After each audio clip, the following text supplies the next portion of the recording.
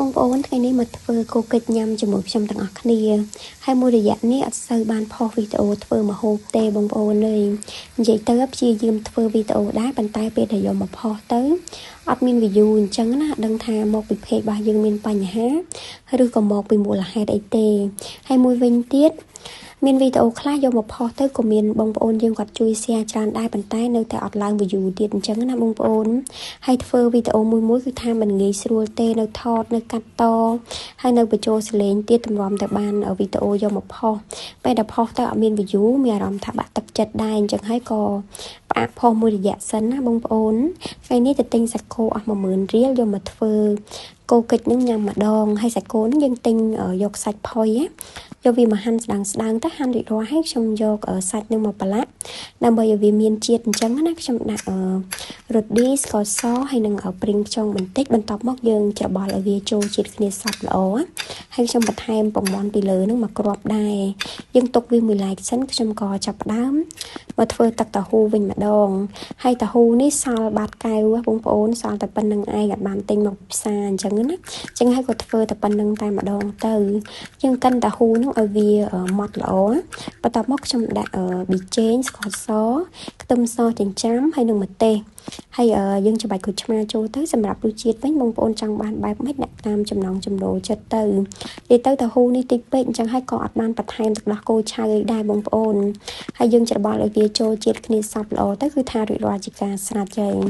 ហើយចំពោះបន្លែប្លុកអីហ្នឹងបងប្អូនចូលចិត្តអីបងប្អូនដាក់តាមចំណង់ចំណូលចិត្តទៅ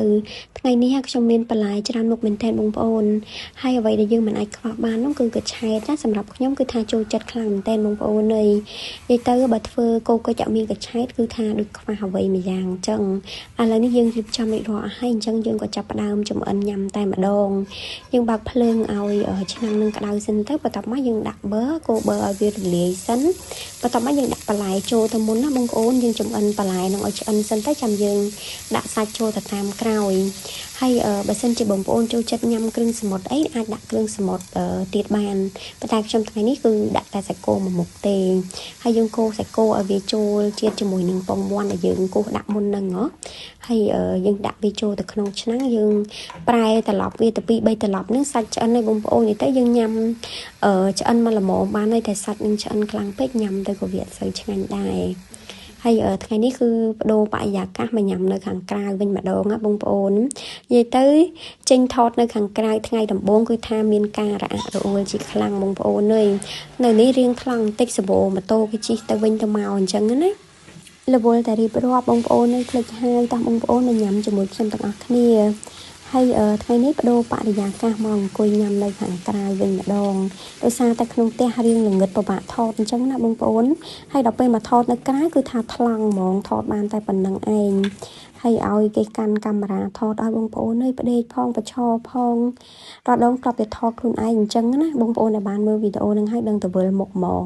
វីដេអូនេះមានតែប៉ុណ្្នឹងទេបើសិនជាបងប្អូនទាំងអស់គ្នាចូលចិត្តវីដេអូរបស់នាងខ្ញុំកុំភ្លេចជួយ follow page ម្នាក់មួយផងដើម្បីទទួលបានមុខម្ហូបថ្មីៗនិងប្លែកៗជារៀងរាល់ថ្ងៃអរគុណច្រើនជួបគ្នានៅវីដេអូក្រោយៗទៀត